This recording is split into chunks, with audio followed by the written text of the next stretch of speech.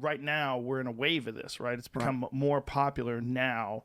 I would say over the last, particularly during the Trump administrations, the concept of socialism at least has become more publicly discussed than any time that I can remember in my life. Why do you think that is? I think it's because the generation that's coming up is, I mean, you have to understand the academic community is, I always say the intellectuals have always been the enemy of business, enemy of, certainly the enemy of capitalism. But why is that? I think because in a market society, they're not very important in a market society. The intellectuals aren't very important? Generally not as important, no. But are What? Are CEOs important in a market society, you idiot? What the fuck? Intellectuals are way more important than a CEO, dumbass. They aren't valued for their skills, the CEOs are. Point to a single skill that a CEO is valuable for that isn't just completely inflated by this entire self-serving system that we've created. There is not a single CEO skill. Not a single one. Companies could work very well without CEOs. They don't have the same social status that the entrepreneurs have. An Elon Musk or Steve Jobs or Jeff Bezos. So you think it's an ego issue? He's saying that in a market society, which we haven't had one, but he's saying like in a free market society, intellectuals would have no value, and that's why they criticize it, and that's why they rail against it.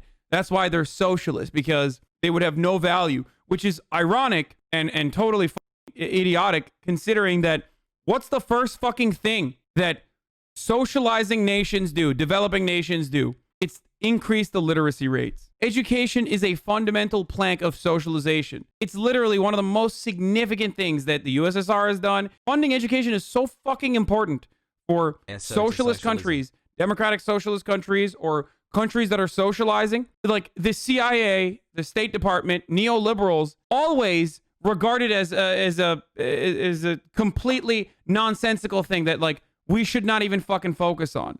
And now these other kids, they go to college and they get a degree in business and they're in a fraternity and they make a lot of friends and relationships and they make more money than the intellectuals do. And that seems like that's completely unfair. It's an unjust world that this less smart people are making more money than the smart people do, and they have more status in the society. Underlying it is a resentment or an envy of a society that doesn't judge them to be as important as they judge themselves. Is he saying that this is not a meritocracy? I'm so confused about the way he's like going around this.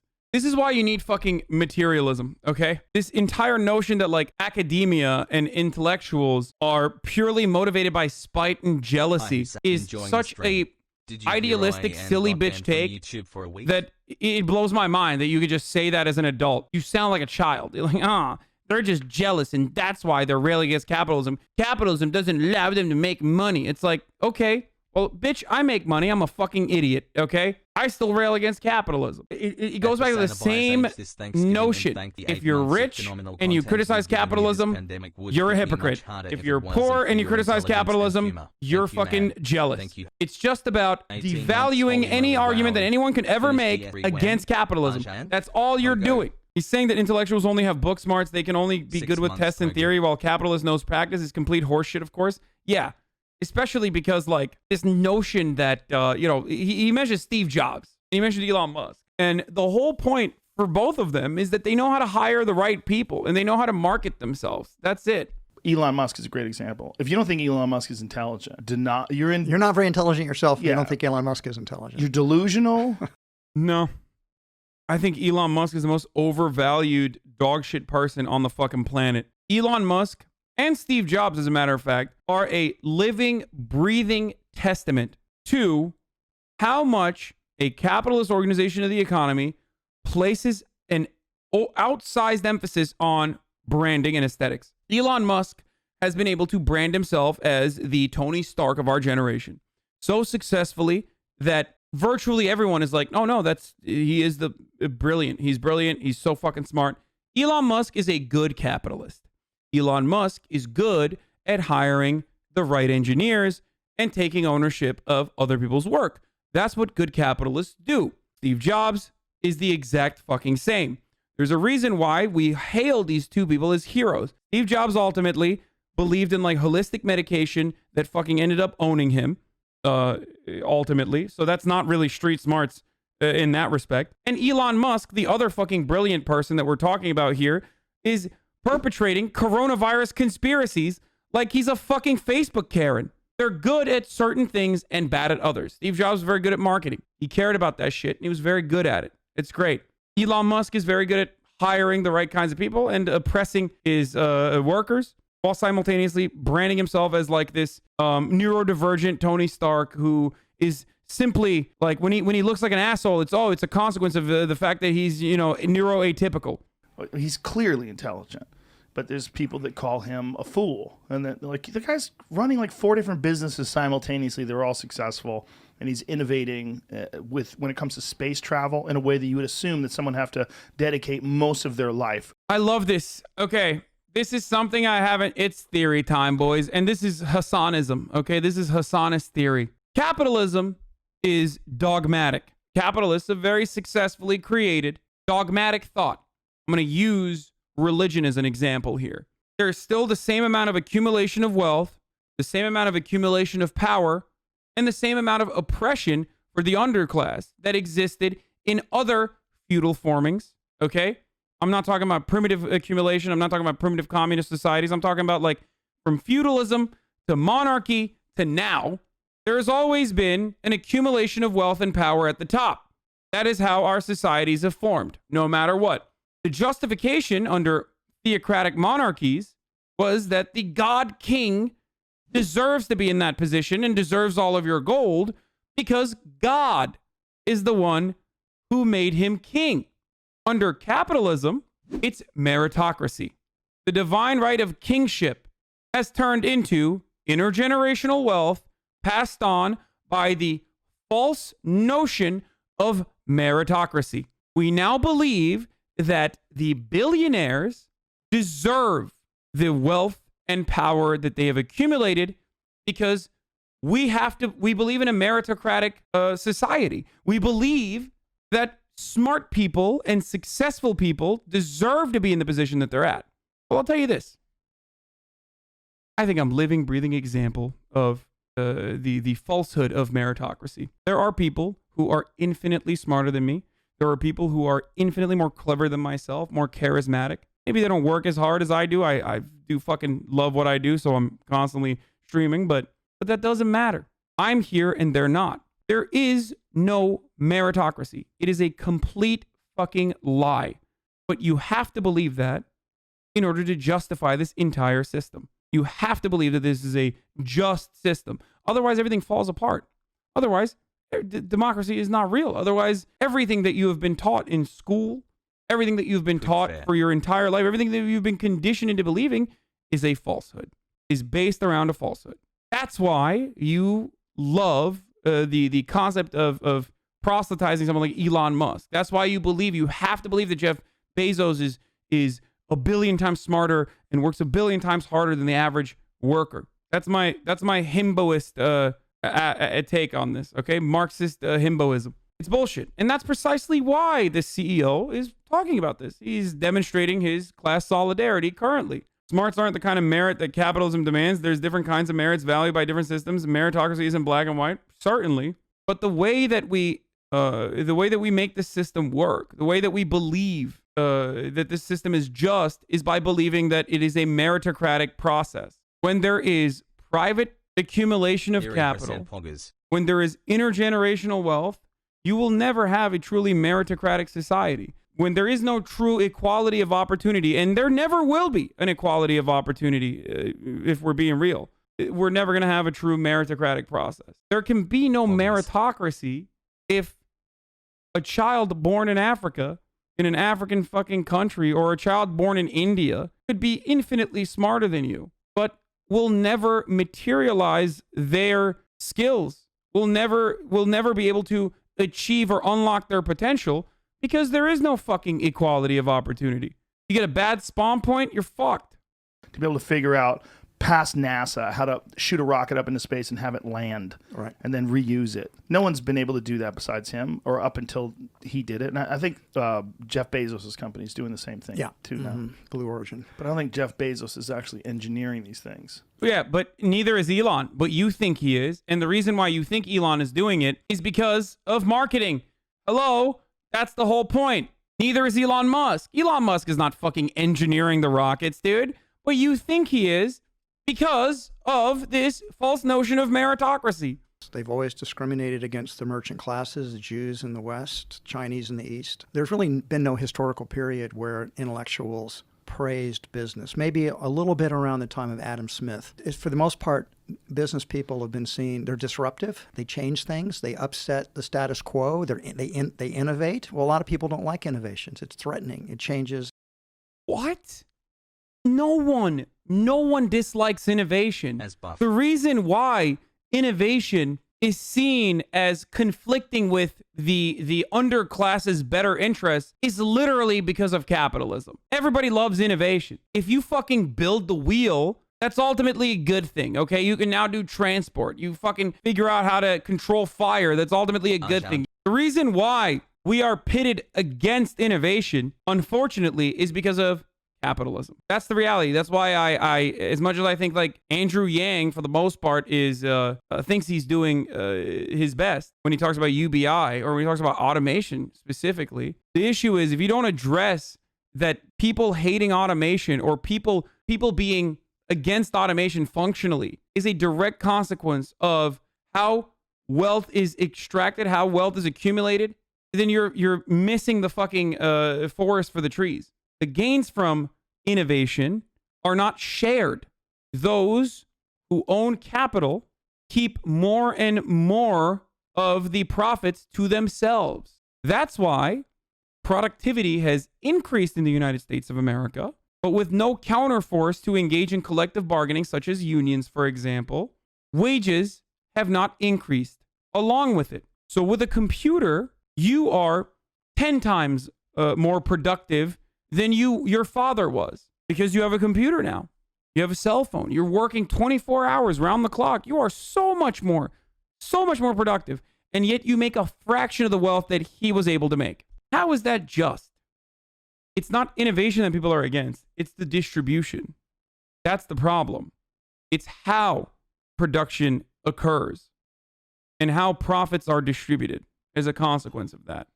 Students love when I talk about conscious capitalism, because I say you can do good and you can do well. There's no contradiction here.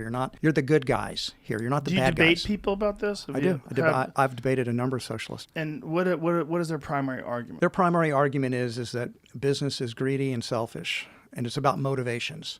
That business people have the wrong motivations. It's not just business people. Whoa. That's a fucking incredibly reductive take. No, it is true. It is about motivations. But it's not about the motivations of the business owner.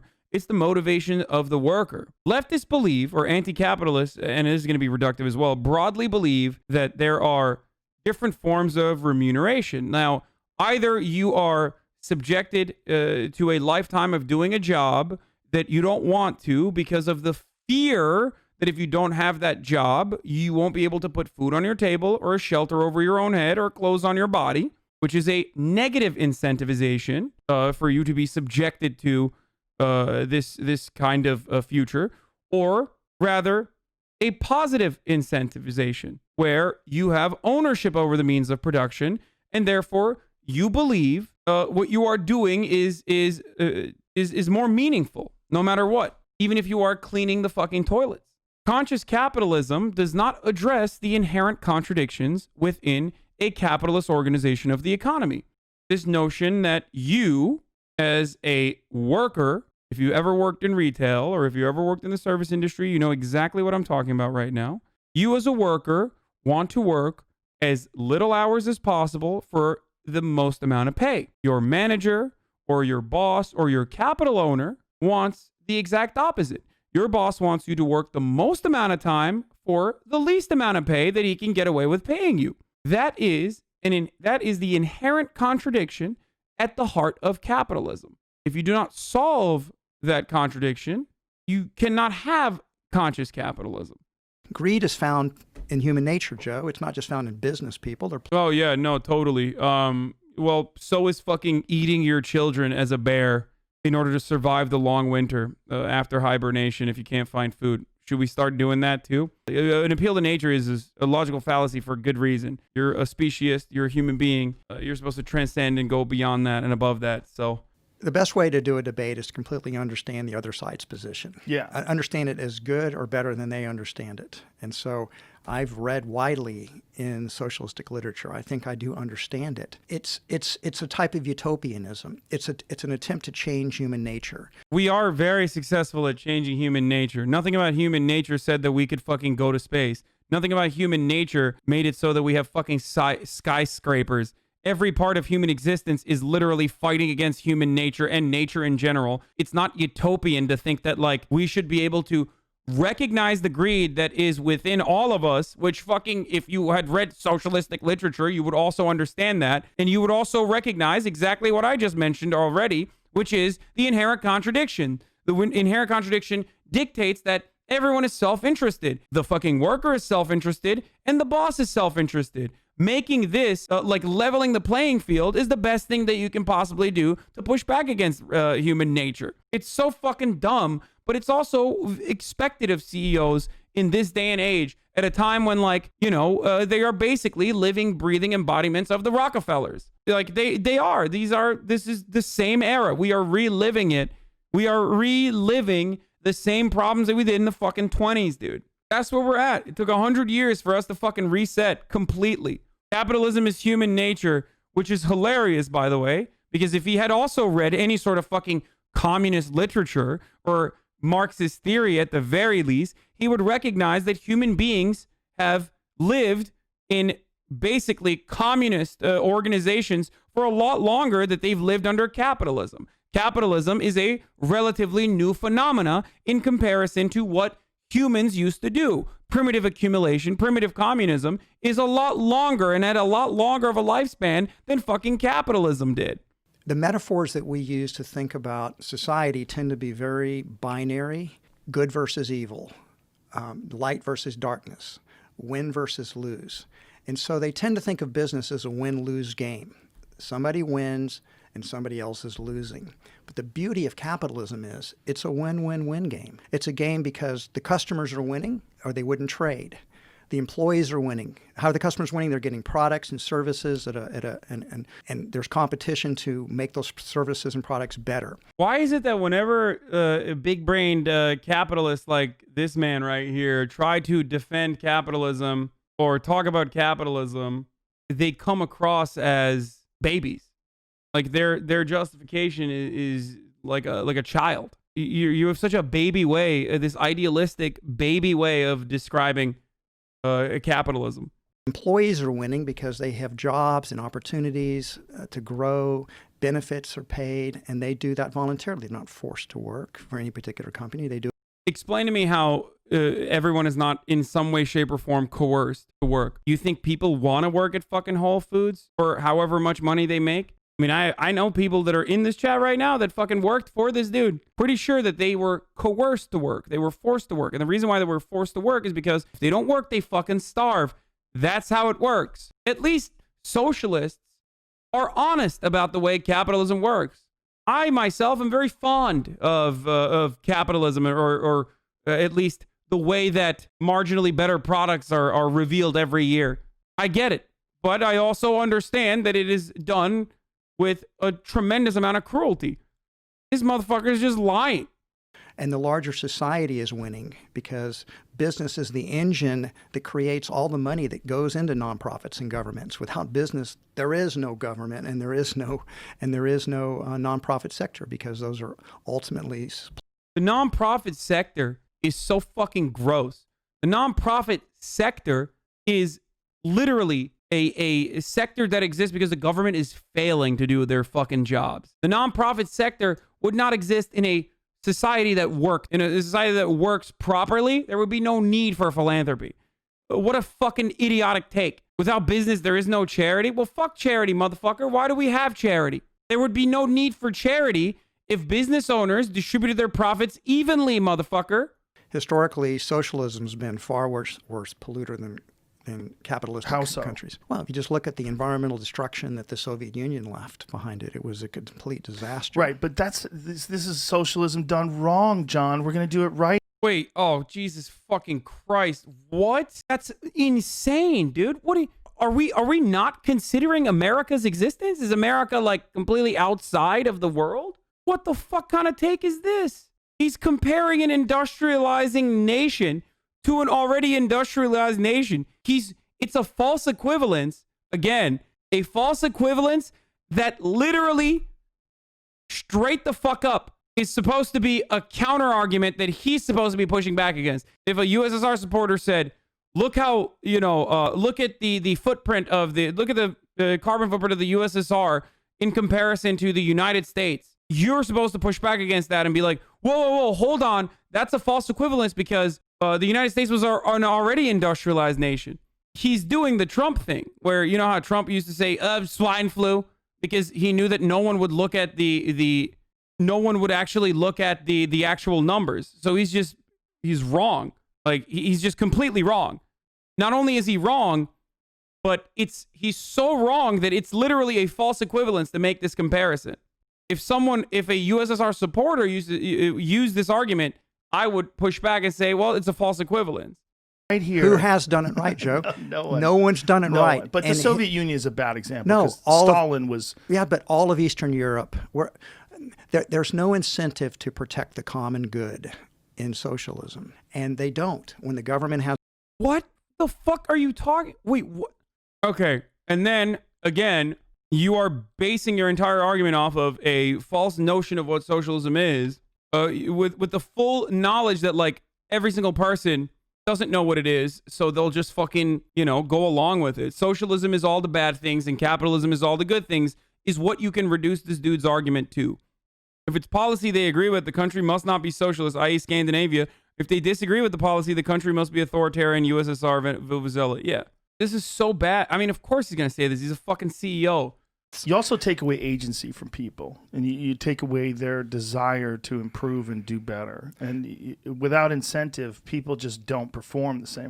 Again, this is not a productive conversation because they've already assumed that the only way to incentivize people to do fucking work is by the threat of violence, the structural violence of poverty.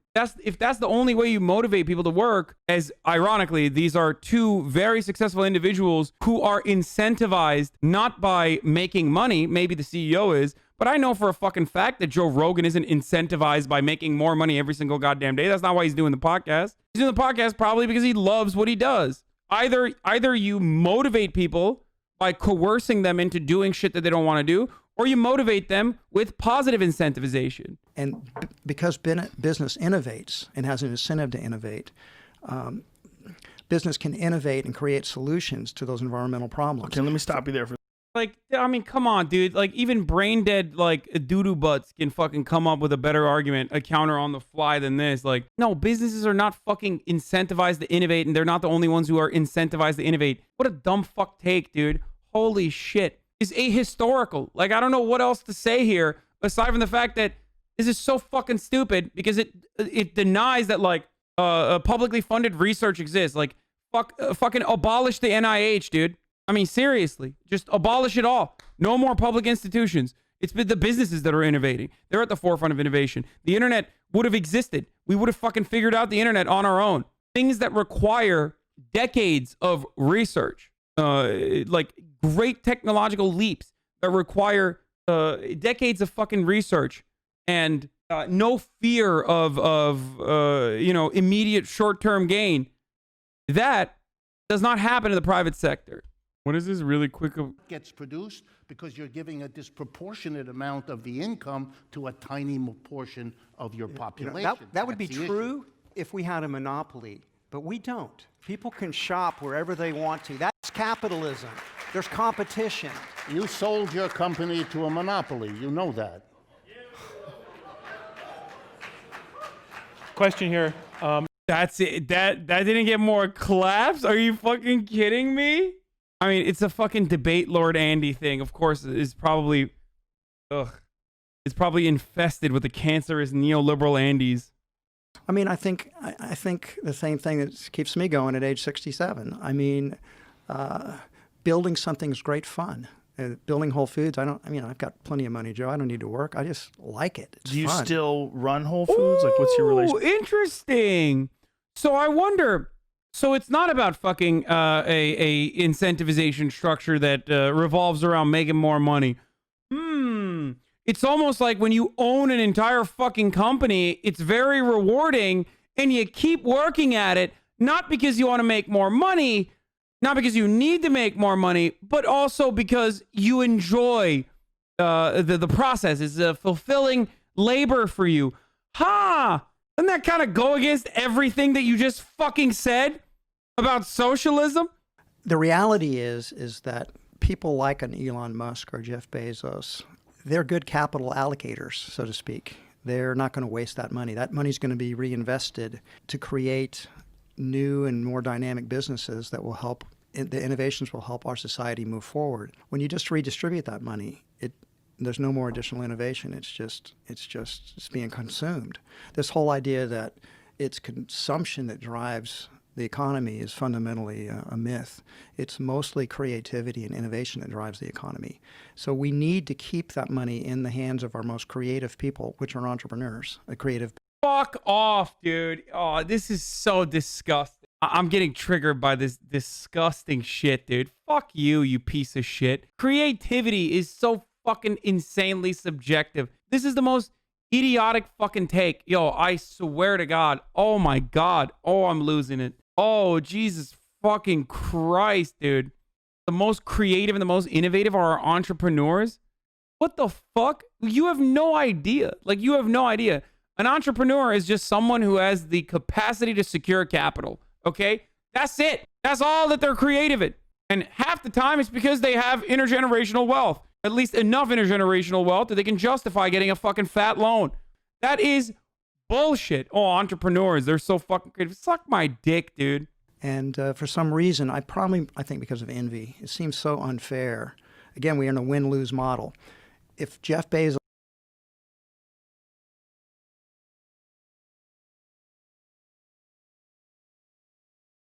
Okay, watching this shit does bring back, like, really, it's very hard not to have radical takes when I hear this. It must be envy. Like, no, it's not fucking envy, you asshole. What the fuck, dude? No, it's not envy at all. It's not fucking envy when people are starving, dude. It's not envy when people are sitting in fucking bread lines.